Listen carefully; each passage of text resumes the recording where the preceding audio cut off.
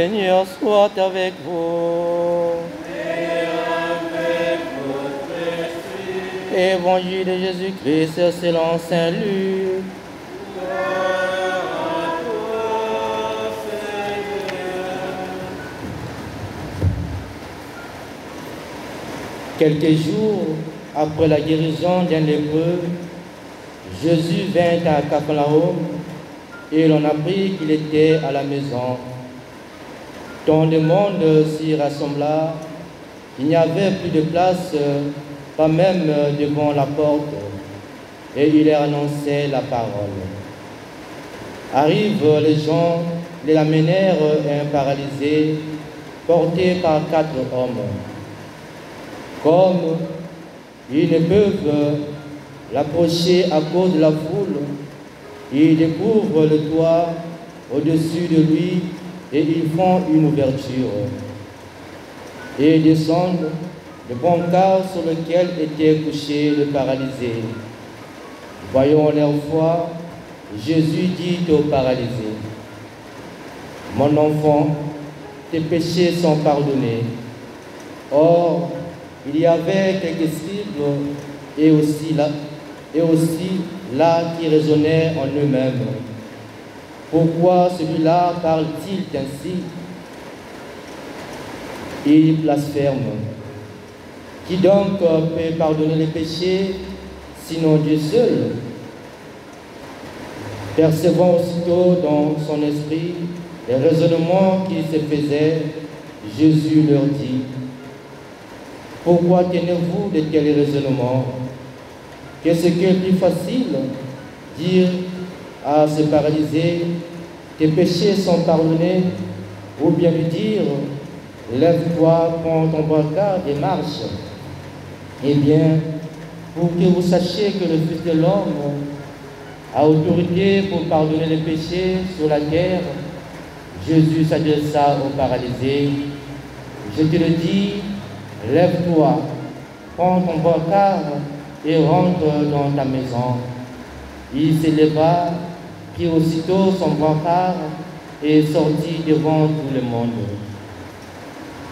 Tous étaient frappés de stupeur et rendaient gloire à Dieu en disant: nous n'avons jamais vu de pareilles choses. Acclamons la parole de Dieu.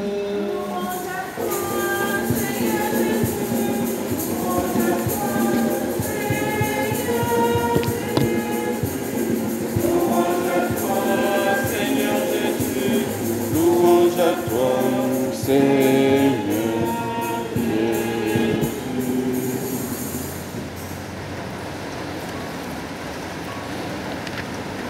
Nous constatons que Jésus est déconcertant dans sa manière d'agir. Parfois, il passe, on a envie de dire, à côté de ce qu'on lui demande. Nous voyons ces 4 valeureux hommes qui sont habités par une grande foi, par une grande confiance en la puissance, en l'action de Jésus, et qui décident, n'est-ce pas, d'amener leur ami auprès de lui pour être guéris. Sauf que quand ils arrivent, il y a tellement la foule qu'il n'y a pas moyen de passer. Personne ne peut céder la voie à ces pauvres paralytiques qu'on transporte sur un brancard. Donc, il rencontre l'indifférence de la foule face à sa misère, face à la misère de ce pauvre paralytique. Mais la foi et l'audace de ces 4 amis, si on peut dire, c'est pas si c'est 4 frères ou 4 amis, va jusqu'à, on peut dire jusqu'à l'impossible. Parce que Jésus est dans la maison, ce n'est pas la maison de Jésus. Nous sommes à Capharnaüm, donc c'est sûr que c'est la maison de Pierre. Ils n'ont pas réfléchi au coup, aux dégâts qu'ils vont faire, ils ont pensé à leur ami.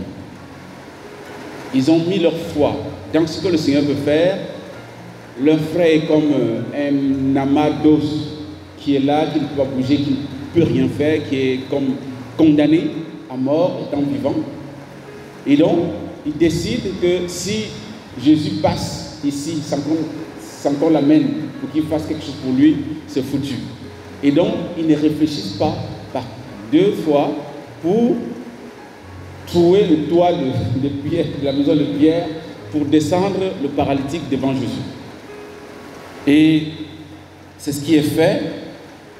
Celui qui ne pouvait pas passer parce qu'ils sont arrivés certainement en retard, il y avait trop de monde pour passer, finalement se retrouve à la tête devant Jésus. Et ce qui est beau, c'est que Jésus dit, voyant leur foi, voyant la foi des 4 hommes. Ce n'est pas la foi du paralytique. Ça me permet de faire une parenthèse en disant que, en fait, dans l'Église, l'une des raisons pour laquelle l'Église baptise les enfants, c'est ça, c'est la foi des parents. On baptise les enfants sur la foi des parents. Parce que nos frères des églises réveillées nous accusent que non, l'enfant n'a pas choisi, l'enfant ne connaît rien, l'enfant. Mais oui, mais les parents sont garants de la vie, de l'éducation de l'enfant. Ils répondent de l'enfant. Jusqu'à leur majorité, c'est eux qui répondent l'enfant. Et donc, sur la foi des parents, l'Église baptise les enfants. Et ici, c'est pareil. Ce paralytique, il ne peut même pas parler. On ne sait pas s'il a la foi, au moins il arrive. Mais ses amis ont la foi. Et Jésus dit, et Jésus, voyant leur foi, dit aux paralytiques, aux paralysés plutôt, mon enfant, tes péchés sont pardonnés. Et c'est là où Jésus est déconcertant. C'est là où Jésus, parfois, n'est pas au même diapason que nous. Nous demandons une chose au Seigneur, il donne une autre.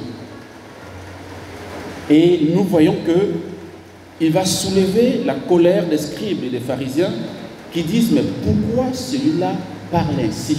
Qui peut pardonner les péchés sinon Dieu seul? Et nous voyons ici que Jésus a voulu montrer ce pourquoi il est venu, frères et sœurs. Jésus n'est pas venu nous guérir de nos bobos. Il n'est pas venu guérir, il n'est pas venu, n'est-ce pas, nous donner la bonne santé physique. Ce n'est pas pour ça qu'il est venu. Il n'est pas l'objet de notre foi en Jésus ne repose pas sur la récompense matérielle, sur la bénédiction en santé et en bien, mais c'est pour notre salut, c'est pour l'essentiel de notre vie. Et cet essentiel, c'est le salut. Et parce qu'il est Dieu, qui peut remettre les péchés sinon Dieu seul? Mais oui, effectivement, vous avez en présence de vous Dieu. Sauf que ce Dieu a pris chair, il est aussi vrai homme. Et c'est ça le problème. Pour passer de l'humanité du Christ que je vois à la divinité que je ne vois pas, je dois poser un acte de foi. Et ces 4 hommes avaient posé cet acte de foi. Ils ont compris que cet homme n'est pas seulement un homme, il est aussi Dieu. Et nous pouvons amener notre frère, notre ami, pour qu'il puisse, dans sa puissance, par sa puissance divine, le relever. Mais Jésus dit, tes péchés sont pardonnés. Autrement dit, c'est que cet homme a besoin, ce n'est pas la puissance d'agir. Puisqu'on attendait qu'il donne à cet homme la capacité de pouvoir se mouvoir, de pouvoir travailler, de pouvoir marcher par lui-même, prendre sa vie en main. Jésus rétablit l'ordre des choses. Il faut d'abord que je donne le pouvoir d'accueillir avant le pouvoir d'agir. Frères et sœurs, le mystère chrétien, c'est ça. C'est d'abord d'avoir la capacité d'accueillir ce que Dieu veut faire en nous. Et c'est alors, après, que je peux être capable, et c'est ça la conséquence de la foi, c'est que je peux être capable de poser les actes qui rendent compte de cette foi reçue de Dieu. Cet homme avait besoin d'avoir la potentialité, d'avoir la capacité d'accueillir la grâce de Dieu pour qu'en lui puisse s'opérer le miracle de la guérison physique, qui est secondaire, qui n'est pas premier. Et le salut est don. Ça ne s'achète pas, ça ne s'acquiert pas par la force du bras. Et c'est lorsque cet homme est pardonné de ses péchés, qu'il peut recevoir la grâce de Dieu, que Jésus peut, dans un deuxième temps, lui dire, prends ton brancard, lève-toi, prends ton brancard et marche. Cet homme qui est venu paralysé sur un brancard, transporté par 4 hommes, prend lui-même son brancard, se lève et passe au milieu de la foule qui avait refusé n'est-ce pas, de le laisser passer auparavant alors qu'il était paralysé. Vous voyez comment nous sommes. Nous sommes parfois indifférents à la misère des autres, indifférents à la souffrance, n'est-ce pas, des autres. Nous aimons peut-être les gens qui sont bien portants, qui marchent sur leurs 2 pieds, qui ont même peut-être 4 pieds, pas de la voiture, et tout ça. Mais quelqu'un qui n'a rien, parfois, on regarde avec dédain, parce que c'est une charge, parce que c'est pénible. Parce que si la foule faisait le passage, il aurait fallu qu'ils aident les 4 hommes qui le transportaient, n'est-ce pas, à l'amener jusqu'à Jésus. Mais, comme ils voulaient écouter Jésus, simplement, ils n'ont pas fait. Ils ont été indifférents. Frères et sœurs, la foi doit être agissante par la charité. Et ces 4 hommes nous donnent la leçon de cette foi que le Seigneur a besoin. Saint Paul dit que, il dit, je crois dans Galates chapitre 5, verset 6, que ce qui a de la valeur dans le Christ, c'est la foi qui agit par la charité.